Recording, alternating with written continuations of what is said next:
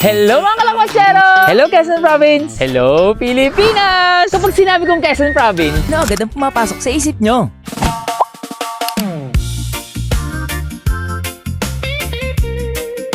Yeah, the feeling's so right. Oh, Ang Quezon Province ay binubuo ng 39 na bayan at 2 lungsod at ito ay nahahati sa 4 na distrito. Pero teka lang, napansin nyo ba na bawat bayan dito sa Quezon may kanya-kanyang kwento ang mga produkto? hindi lang produkto. Akala natin lambanog lang pero may pamilyang umaasa rito. Akala natin longganisa lang pero may negosyong ilang henerasyon ang ipinapasa. Akala natin niyog lang pero dito nagsisimula ang kabuhayan ng libo-libong Quezonian. Pero habang naglilibot ako sa Quezon, may isang bagay akong napansin. Bawat produktong natitikman natin, may mga taong buong pusong lumilikha nito.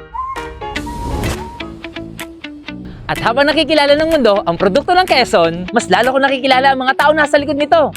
At doon ko na-realize na ang tunay na sangkap sa bawat likha ng Quezon Ay hindi lang niyog, hindi lang Ricardo, kundi sipag, talento at pagmamahal ng mga Quezonian at dito nabubuhay ang kultura. na siyang patuloy na pinagyayaman ng bawat Quezonian.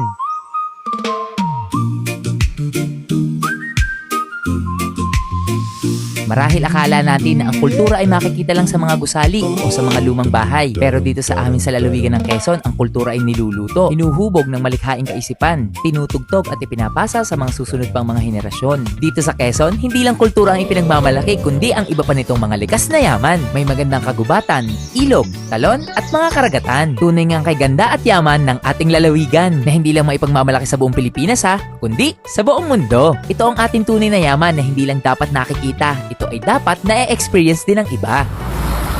Kapag dumarami ang bisita, Mas maraming lokal na negosyo ang mabibigyan ng pagkakataong kumita at magbigay ng trabaho sa kanilang komunidad. Mas marami ring magsasaka ang makakabenta ng kanilang mga ani. At mas maraming artist ang maipakikita ang kanilang mga talento.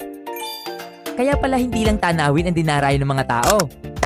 dinadayo nila ang kwento. Kwento ng bawat bayan. Kwento ng bawat likhang ipinagmamalaki ng Quezon. Ang paglalakbay ay hindi natatapos dito. At sa panahon ngayon, hindi na lang hanggang O palengke. souvenir shop, umaabot ang mga likha ng mga Quezonian dahil ang likhang Quezonian, world class. Sa bawat larawan, sa bawat video, sa bawat kwentong ibinabahagi, Mas maraming tao natutuklasan ang ganda ng Quezon. mas maraming tumatangkilik sa lokal, mas maraming bumibisita, at mas maraming pangarap ang nabibigyan ng pagkakataon.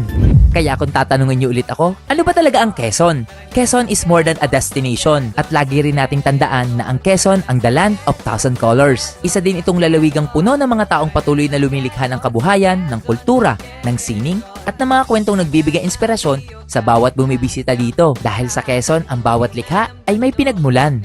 Kaya naman,